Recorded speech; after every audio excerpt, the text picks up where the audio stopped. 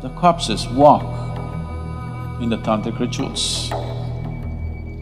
When somebody dies or when somebody is certified dead by your doctor, he's not completely dead. Up to 5 to 7 minutes, it's behaving as if it's alive and then falls dead, exhausts itself. So it's based on this that when somebody dies, there are rituals in India. Up to 14 days, there are various kinds of rituals. Once the body has been shed, once the legs have fallen, you cannot walk. Dead man cannot walk, isn't it? But that's not true. We can make them walk. The tantric sciences in India, this is their whole thing, to make a dead man walk. The corpses walk in the tantric rituals. There have been many, but one has been historically recorded.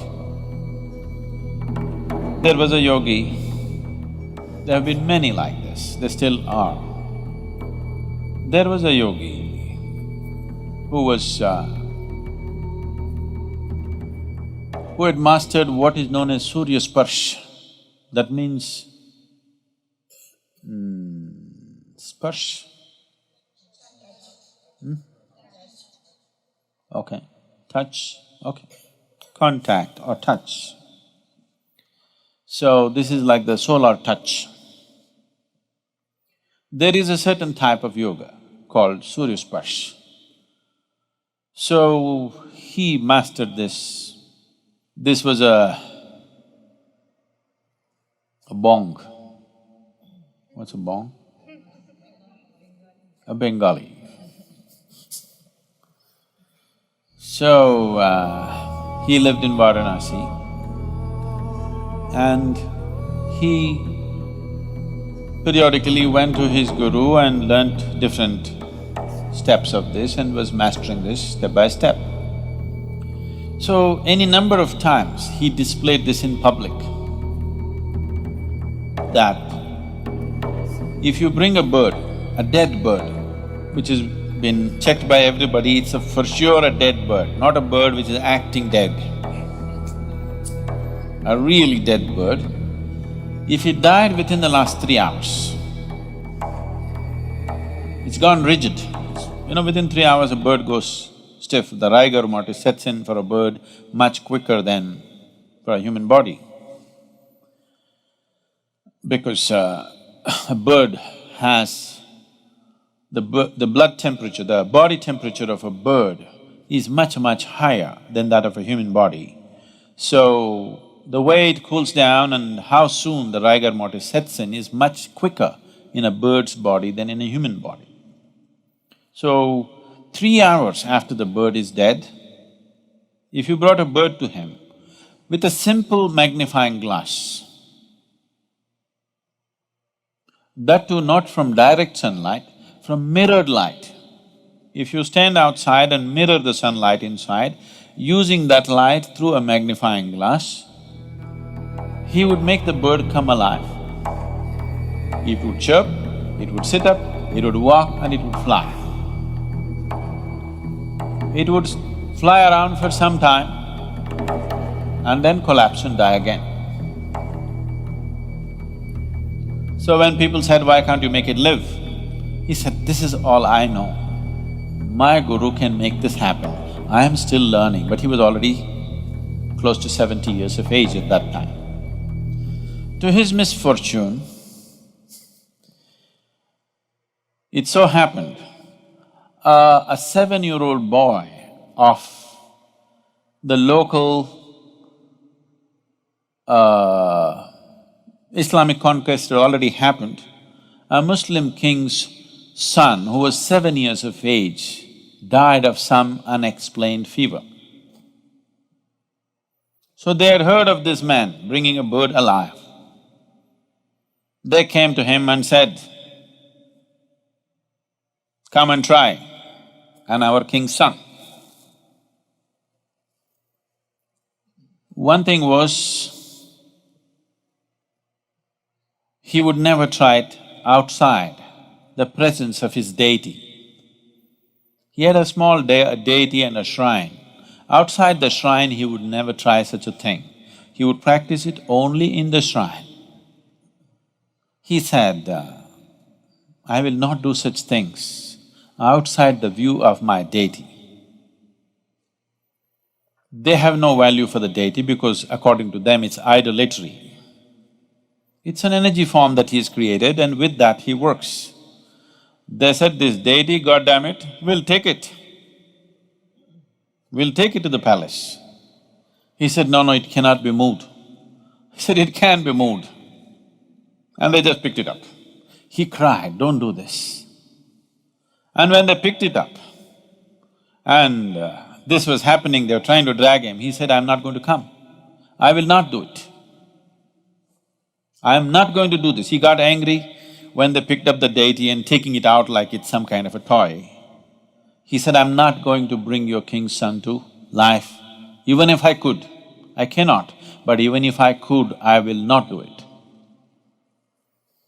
Then they held him by the hair and dragged him to the king and he said, I'm not going to do it. So they butchered him right there.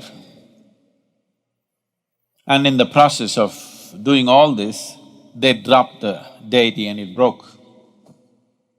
So he had a few disciples to whom he was imparting this. It died with them, everything. But this has been clearly recorded by very responsible people that actually any number of times he did this, that he would make a dead bird which is dead for over 3 hours to actually get up and fly for a substantial period of time, that is more than an hour's time. And he repeatedly said, my guru can make this bird live for its full length of life, whatever that is. And my guru can even do it to a human being. There have been any number of such people. There was another yogi in South India. So usually they don't… This is a kind of a fringe yogi, this bird yogi. This is a fringe yogi, this is not the mainstream. This is a mainstream yogi. So people were coming to him for blessings and things were happening around him so much. He lived in Karnataka, in south-western Karnataka or somewhere near Kollegal. And people were gathering around him. One day it so happened, a young boy who died. The parents brought this boy and cried their hearts out. So, he looked at their plight and probably he sensed that the boy need not have died, it's more accidental in nature. So he dipped his finger, there was a lamp like this next to him. It is generally there, almost every yogi who is into certain kind of process will have a lamp burning next to him, an oil lamp. So, he dipped his finger into the oil and put it into the dead boy's mouth. And the boy came alive after some time and became perfectly all right. When somebody dies, or when somebody is certified dead by your doctor, he's not completely dead. Death happens slowly. If you are not already aware of this, where's this lady? She should know, pastor's daughter. Anybody undertaker's son or daughter? Nobody? You may already know, most of you, that after a person dies, up to 11 days for sure, most of the time up to 14 days, fingernails grow, hair grows. You know this? How many of you are already aware of this? Yeah. So, because death is happening slowly, step by step it's going, it's not yet complete. The withdrawal of life process from this lump of earth happens step by step. For all practical purposes, when it is immobile, lungs have stopped, heart has stopped, so they'll declare you dead, but not yet.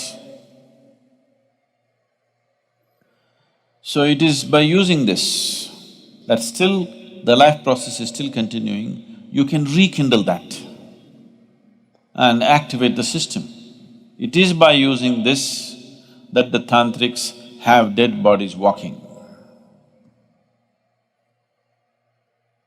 And it's not very uncommon, it's quite common.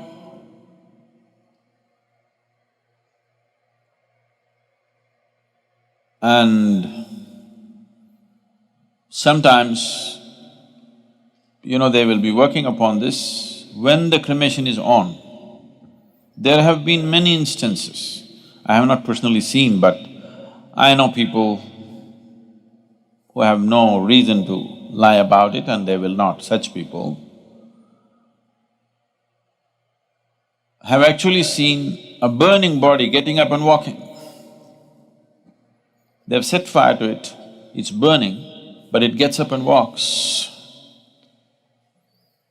Because at that moment when the burning begins from outside, the life process retreats and there's a concentrated spaces where life is happening more intensely at that moment.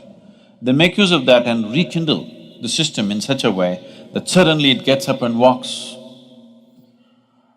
Up to 5 to 7 minutes, it's behaving as if it's alive and then falls dead, exhausts itself. So it's based on this that when somebody dies, there are rituals in India. Up to 14 days, there are various kinds of rituals. Unfortunately, these rituals have mostly lost the knowledge behind that, the power behind that has been lost, and people are just doing things like for livelihood somebody is doing it, or just for the sake of doing it, they're doing it. Very few people truly understand the significance of what it is. Because life energies recede slowly, they've gotten so deep into this, every cell in the body, it doesn't just go poof like this. Functionally it may die, but totally it does not die, it dies slowly. So we want to hasten that process. We don't want somebody to die slowly. Dying slowly can be torturous, isn't it? Dying slowly is torturous or no? So it can be torturous. So we want him to leave quickly. After he dies, first thing is to tie the toes together. You know this? You still do it or no? Tie the toes together, because if you do not tie the toes together, from the lower end of the body, it will start imbibing life. It wants to live, because all the cells in the body are not dead. They're still making an effort to live. They will try to draw energy. When they try to draw energy, certain forces will enter the body. So you don't want that to happen to your loved one. So the moment he dies, you tie the toes. Now, no external support, he will go much more quickly. And the next thing is, you wash him up with water. Because when you wash the dead, see, even if you're alive, if somebody tries to give you a bath, they'll pour water on your face, you will feel like you're being waterboarded. When you were a child, when your mother gave baths to you, because we never used showers and things, they poured water, she always held it like this for you, so that the water doesn't come here and you don't feel waterboarded. But somebody else was giving a bath to you, they just poured, children are doing like this. Yes or no? So if you just pour water over the face, this dead guy gets waterboarded. If any little activity is happening, it'll all cease. So to live gracefully and to die gracefully is very important. Death is not some strange subject that we should not talk about. It is right here, progressing for all of us, isn't it? Slowly maturing, your death is maturing. One day it'll be complete. Let it be a long time after, but right now it is maturing, isn't it? So if you understand life very well, absolutely well, you can exit the body in such a way that you exit completely, you gather everything and leave.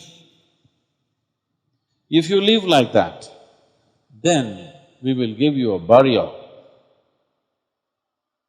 We don't burn your body because we don't want to waste the wood on you. You have completely exited, there is no hurry. We can keep you for a day or two and then bury you.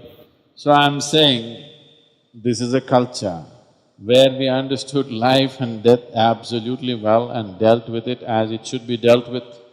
Within the first 14 days, you can do a lot of service to the dead. That culture grew, that science grew in a big way in this country, but then got corrupted. So, what was a very wonderful science became commerce, and commerce became corruption. So today, if somebody in your house dies, you go to those people who claim they will do something, they will say, your grandfather wants to drink milk, give a cow, not 1 liter of milk, a cow. It's raining, your grandfather needs umbrella, give an umbrella. Your grandfather is walking through thorny paths, he needs footwear. See, whatever you may know or you may not know about your grandfather, one thing you know is he left his body here and went. Once he's left his body here, umbrella, clothing, footwear, not okay. Yes? But unfortunately, it's become like this. So we are right now in the process of training people to do this kind of services, but you should never make it your profession. Just as a service, if you are willing to offer, we can train you to do these things properly, and it's a very important thing to do in life. It's a very important aspect. When somebody has lost his body, he is completely helpless. He needs help, and he can be helped, but not with contaminated, corrupt hands. Somebody who cares, somebody who has the necessary sense about it. If you want to go through something like that, such trainings, it's available. We're even starting our own cremation places. In Coimbatore, we have Isha Sudugadu. You know this? You don't know. Oh, you know where to die at least now. And if some of you train for this, you can deliver that service, and it's a very significant service. People don't understand the value of it in today's world, the modern world. They don't understand the value of it, but it is extremely valuable to do that.